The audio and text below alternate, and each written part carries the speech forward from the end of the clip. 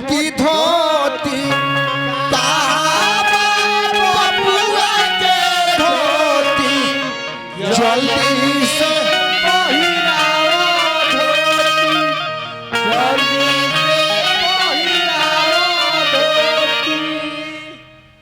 रे सरवा भी लेकिन ना पहिरो लेते हैं तो पोछिटा पोछिटा पोछिटा जल्दी से पहिरावा पोछिटा। राम जी बैठ जाइए।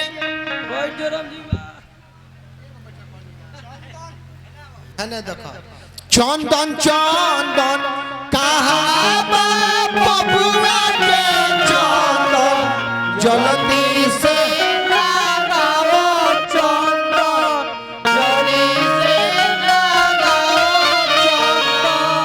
खड़े हो जाइए। और का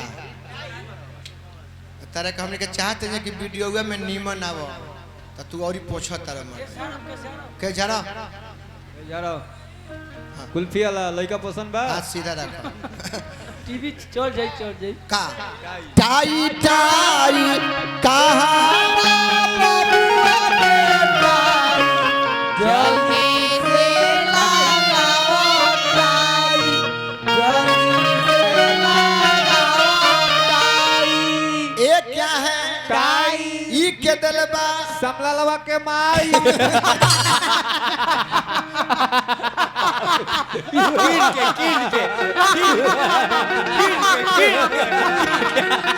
ए भाई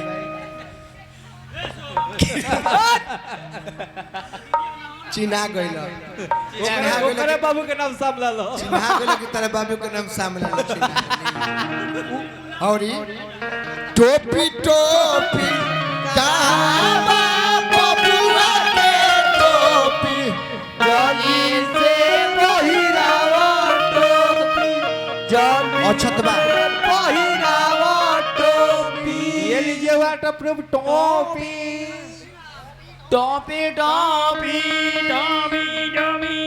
ए टोपी के कोई फायदा क्या क्या ए टोपी के कोई फायदा क्या क्या पहले बियाह कली यस फिर सर सब्जी के बाजार भी हो सकेला हो जाई। अमाली मार्केट में गइल बानी हाँ। आ केहू के कर्जा पैंच ले बानी हाँ। और सामने ही भेटा गइल तो धीरे से शटर गिराई आगे बढ़ चली कोनो दिक्कत ना चलते रहिए कोई दिक्कत नहीं है। लेकिन इतना सुंदर राम जी के टोपी कौन दिला सर श्यामलाल हजाम जय कुमार भैया यहाँ हजाम के कुछ नेग होला दे दी बहुत गरीब घर के हो। अच्छा तुम राजा घर के हजाम नहीं के देखल 21 गो ढेर ना ना 21 को कहे थे सही को दे दी 21 को देख तो सबे तैयार भे जाए बस मल्लिकार से लो ले लो बता एगो तनी कुर्सी 2 मिनट खातिर बबुआ द ना कुर्सी